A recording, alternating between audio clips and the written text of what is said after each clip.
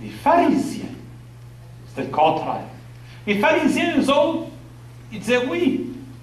Nous autres, on accepte que Dieu a continué à enseigner son peuple et que tranquillement, il nous aide à comprendre.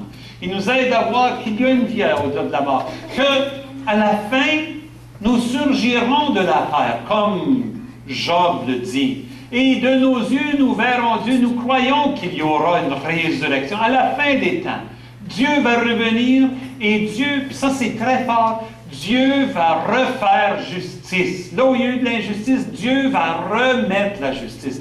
Dieu va défaire tout le péché, tout le monde du péché, toute l'injustice. Il va défaire ça à la fin des temps. Son jour, le jour de Yahvé, le jour de Dieu. Dieu fera ça. Et nous ressusciterons et nous vivrons en Dieu. Ça, les pharisiens croyaient ça.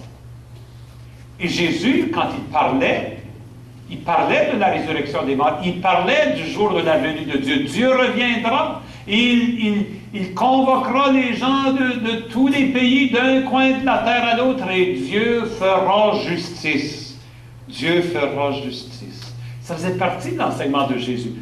Les Sadducéens n'acceptaient pas Jésus à cause de ça. Les pharisiens étaient plutôt intéressés, plutôt ouverts à cet enseignement-là de Jésus. De fait, parmi les pharisiens, il y a eu des gens comme Nicodème, puis Joseph d'Arimathie, c'est des pharisiens qui étaient amis de Jésus. Puis à un moment donné, quand Hérode cherchait à faire mourir Jésus, c'est un pharisien qui est venu dire à Jésus, « Jésus, sauve-toi, il y a quelqu'un qui t'en veut. » Les pharisiens étaient amis avec Jésus, même si Jésus pouvait les critiquer des fois, parce que Jésus parlait de la résurrection des morts, à la fin des temps. Mais le matin de Pâques, quelque chose d'extraordinaire est arrivé. Complètement inattendu. Les apôtres et les femmes qui étaient proches de Jésus, ils font l'expérience que celui qui est mort sur la croix vendredi, il est ressuscité. Il est vivant. Puis ça ne faisait pas partie de la tradition juive du tout. On croyait la résurrection à la fin des temps. Comment un pouvait-il déjà être ressuscité? C'est une des raisons que Saint Paul, qui était un pharisien, n'acceptait pas que Jésus puisse être ressuscité. C'est impossible. La résurrection est pour la fin des temps. Il n'y a personne qui va ressusciter avant le dernier jour.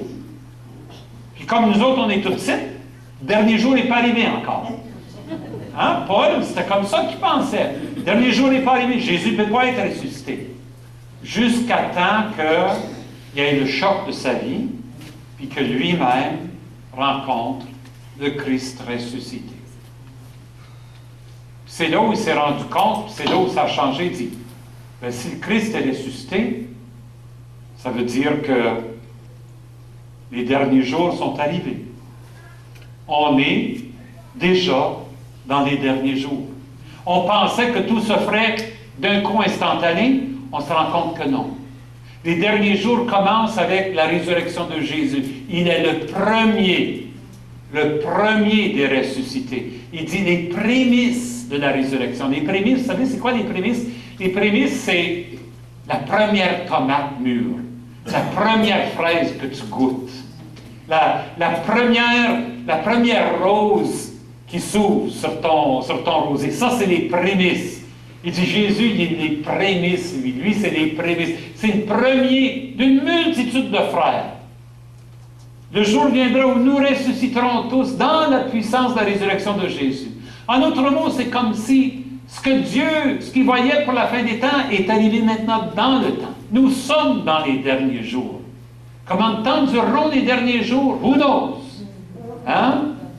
Ça fait 2000 ans qu'ils durent, les derniers jours. Peut-être qu'ils vont durer un autre 25 minutes. Je ne sais pas, moi. Peut-être qu'ils vont durer un autre 25 ans. Peut-être un autre 25 000 ans. Peut-être un autre million d'années. Who knows? Personne ne connaît le plan de Dieu sur cette question-là. Tout ce que nous savons, c'est que déjà c'est commencé parce que le Christ est ressuscité. Et non seulement le Christ est ressuscité, mais dans sa résurrection, il est ressuscité dans la puissance de l'Esprit du Père. Et cet esprit-là, l'esprit de la résurrection, il est déjà donné à ceux qui croient en son nom. Donc la puissance de la résurrection qu'on croyait serait la fin des temps, elle nous travaille déjà. Elle est déjà en nous, la puissance de la résurrection. C'est pour ça Saint Paul, des fois, il dit, dans le baptême, nous avons été plongés dans la mort du Christ pour, en sortant, ressusciter avec lui. Il dit, déjà, nous sommes ressuscités avec le Christ. Déjà! Déjà! Je dis, ben, c'est pas vrai. Oui, c'est vrai. Déjà, nous sommes ressuscités avec le Christ. Parce que la puissance de l'esprit de résurrection est en nous et déjà commence son travail. Déjà commence son travail. C'est ça ce qui fait dire au pape Benoît XVI. Ça, j'aimerais ça... L'année dernière, j'avais fait, ou 2 ans passés, j'avais fait une soirée sur l'encyclique de Benoît XVI sur l'espérance. Le pape a écrit jusqu'à date 3 encycliques. Une sur l'amour, une sur l'espérance et une sur la justice sociale. La deuxième, sur l'espérance, vers la fin, il y a un passage extraordinaire. J'aimerais vous dire qu'est-ce qu'il dit. Il dit, moi je dis ça dans mes mots, l'Esprit de Jésus nous travaille déjà. De sorte que l'Esprit de sa résurrection nous travaille déjà. De sorte que, qu'est-ce qui va arriver au moment de notre mort?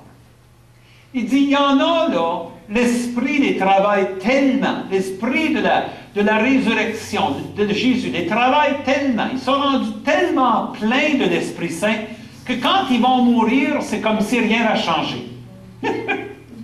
Dur à croire, hein? C'est comme s'ils sont tellement pleins de l'Esprit Saint qu'ils vont comme juste faire un pas puis continuer dans la plénitude de cette vie de l'Esprit Saint avec Dieu puis dans la communion des saints pour l'éternité. Mais le pape dit, je pense qu'il y en a juste une poignée comme ça.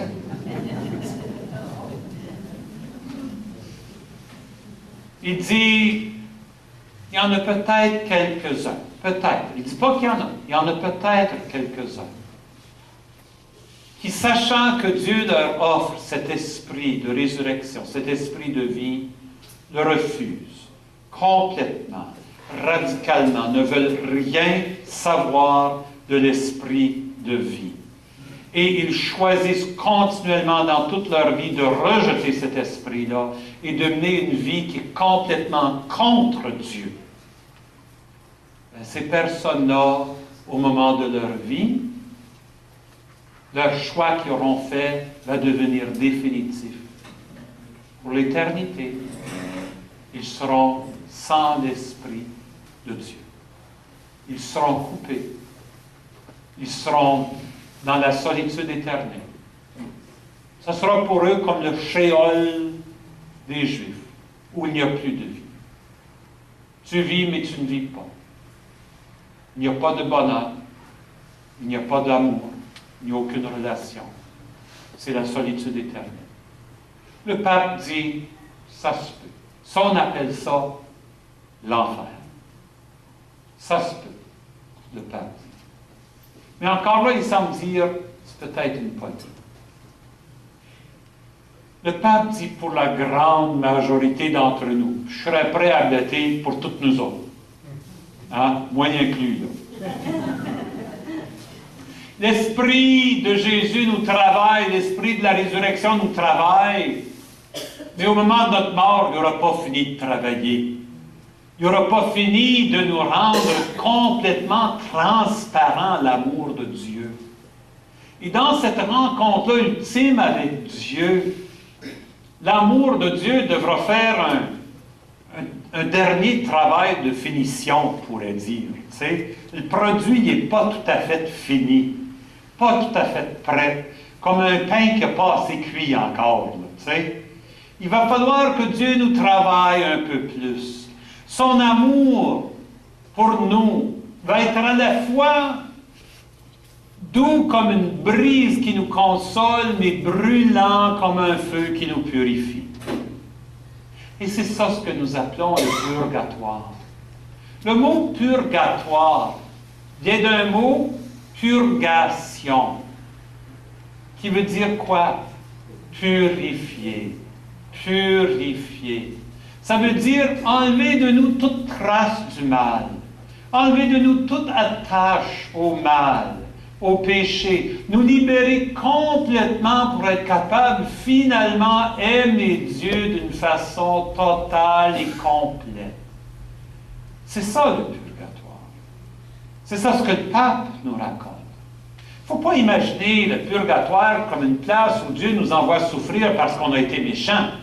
Puis plus tu as été méchant, plus il faut que tu souffres. Dieu n'a pas besoin de notre souffrance. Dieu ne veut pas notre souffrance. Non. Puis, surtout, il ne faut pas s'imaginer qu'on peut comme raccourcir notre purgatoire. Là, moi, quand j'étais petit gars, je sortais le livre de prière de ma mère, là, qui avait des prières avec des indulgences. Hein? Là, je lisais ça, 300 jours d'indulgence. Moi, je comprenais ça comme voulant dire, all right, 300 jours de moins au purgatoire. De fait, c'était pas ça que ça voulait dire du tout. Ça voulait dire, autrefois, ça voulait dire que ça vaut 300 jours de jeûne. C'est égal à 300 jours de jeûne. Si tu jeûnes pendant 300 jours, ou tu dis cette prière-là, devant les yeux de Dieu, c'est parce que, ça c'est compliqué, là. C'est parce qu'au Moyen Âge, les prêtres, vous savez, vous allez à il y en a encore qui se confessent de temps en temps. Quand vous y allez, le prêtre vous donne une petite pénitence. Bon, dans ce temps-là, les pénitences étaient dans des livres. Il y avait des livres de recettes. Tu avais tant de pénitences pour tel péché. Tu sais? Ah oui. D'abord, voler un petit peu d'argent, 10 jours de jeûne. Voler plus d'argent, 30 jours de jeûne. Voler beaucoup d'argent, 100 jours de jeûne. OK? Alors, c'est comme ça que, d'abord, là, tu sortais de la confession, là, tu avais, oh là là, tu avais 4 ans de jeûne à faire, tu sais? C'était une grande diète, ça. Alors là, les papes disaient, ben, bon Dieu est bon, voici une bonne prière. Si tu l'as dit avec ton cœur, là, si tu l'as dit sincèrement, puis tu vas à la messe, puis tu reçois la communion, là, tu le fais comme ça. Ça, cette prière-là, là, ça vaut 30 jours de jeûne. Ah ben là, tu sais, les gens faisaient la prière plutôt que de faire les 30 jours de jeûne. Hein? C'est de là que ça vient, cette idée-là, des 30 jours d'indulgence, 300 jours d'indulgence. Puis d'indulgence plénière, ben, c'était de dire, ben, tu as eu 4 années de jeûne, mais si tu fais ça, tu t'es libéré de 4 années de jeûne. Tu n'as pas besoin de jeûner du tout. Si tu fais ça. Si tu fais autrefois une indulgence plénière, c'était dur à avoir, par exemple. Il fallait faire le pèlerinage à Compostelle pour avoir un jour de jeûne, une indulgence plénière. Puis là, ce qui a été pire, puis là ça, c'est pas des belles pages dans l'histoire de l'Église. Mais si moi, j'avais tué quelqu'un, là, puis là, j'avais eu 20 ans de jeûne, puis je savais que si je faisais le pèlerinage à Compostelle, je pouvais être libéré de mes 20 années de jeûne. Je n'avais pas le goût de faire le pèlerinage de Compostelle, mais j'étais riche. Je pouvais embaucher quelqu'un pour faire le pèlerinage pour moi, mais l'indulgence a compté. J'achète l'indulgence. Vous voyez, ça a été le début de l'achat des indulgences, qui a été le grand scandale qui a parti de la réforme protestante. Martin Luther, il a dit, là, on est rendu loin de la Bible. Là, on est rendu très loin de la Bible. Je pense que là, il faut reconnaître qu'on était rendu plus dans une pensée païenne qu'une pensée vraiment chrétienne là-dedans.